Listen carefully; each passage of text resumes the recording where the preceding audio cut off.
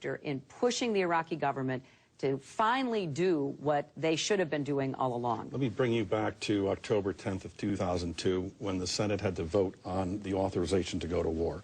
This was Senator Clinton on the floor of the Senate. So it is with conviction that I support this resolution as being in the best interests of our nation, and it is a vote that says clearly to Saddam Hussein, this is your last chance. Disarm or be disarmed. Casting your vote for conviction for the authorization for use of military force against Iraq resolution. That same week, Senator Obama gave a speech, and this is what he said. I know that Saddam poses no imminent and direct threat to the United States or his neighbors.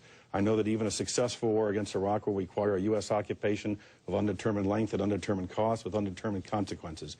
I know that invasion of Iraq without a clear rationale, without strong international support, will only fan the flames of the Middle East and encourage the worst rather than the best impulses of the Arab world and strengthen the recruitment arm of al-Qaeda. I'm not opposed to all wars. I'm opposed to dumb wars. Who had the better judgment at that time?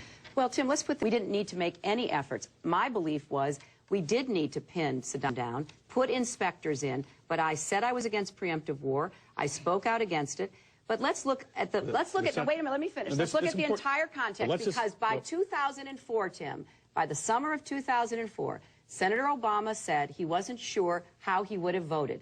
And when you asked him about that, he said, well, he didn't want to say something that could have hurt our nominees, Senator Kerry and Senator Edwards. Well, the fact is, he's always said he doesn't take positions for political reasons. That is a political explanation. If he was against the war in 2002, he should have strongly spoke out in 2004.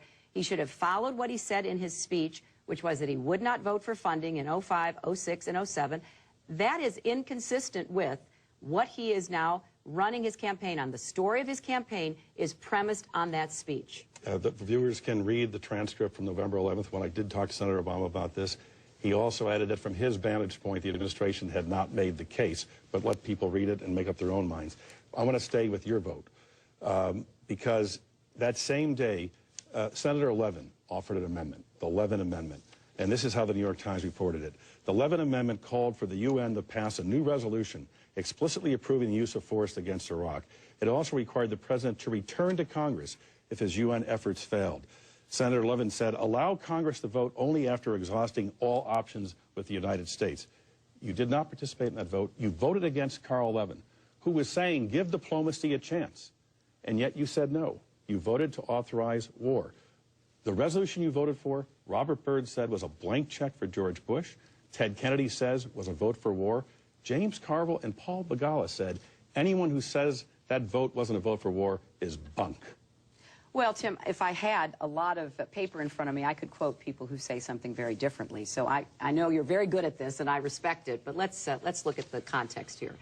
Number one, the Levin Amendment, in my view, gave the Security Council of the United Nations a veto over American presidential power. I don't believe that is an appropriate policy for the United States, no matter who is our president. I actually joined with Senator Byrd on an amendment that would limit the president's authorization to 1 year. I was very strongly in favor of limiting what President Bush could do. Unfortunately, that amendment did not pass. Fourth, it is absolutely unfair to say that the vote, as Chuck Hagel, who was one of the architects of the resolution, has said, was a vote for war.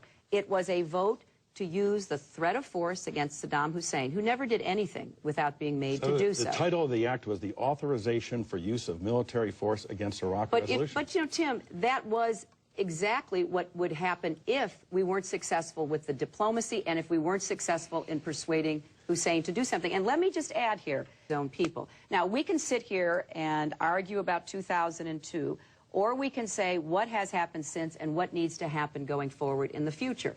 And I think that you have two different storylines here. You that he basically agreed with George Bush on the conduct of the war. There were others, Tim, who voted against it, spoke out against it, and never wavered over that period of time. But you voted for all the funding for the war. I did. I'm not premising my campaign on something different. Was against the timetable. Well, but I did what my principal concern has always been doing what I thought was best for our country and what I thought was best for our troops. I'm not here saying anything different than that. I'm not giving you a storyline that does not hold up under the facts and the times we were in.